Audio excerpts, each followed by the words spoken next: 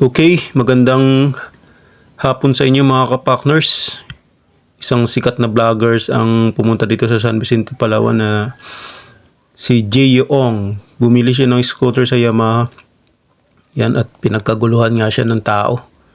Dami nagpapapicture sa kanya. Kasama niya yung kanyang team at kapatid niya. Okay, lapitan natin. Yan, lapitan natin ng kaunti.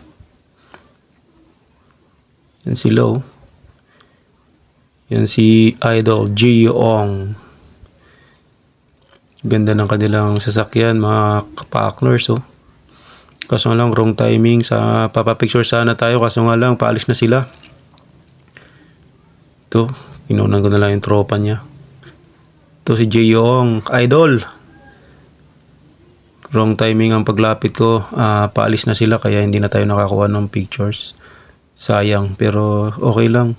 Basta at least nakita natin ang idol natin na si Jay Ong at ang kanyang kapatid dito. Ang dami pang nagpapapicture sa kanya. Nahihiya kasi ako magpa-picture kaya hindi na ako kumuha ng picture sa kanila. Yun.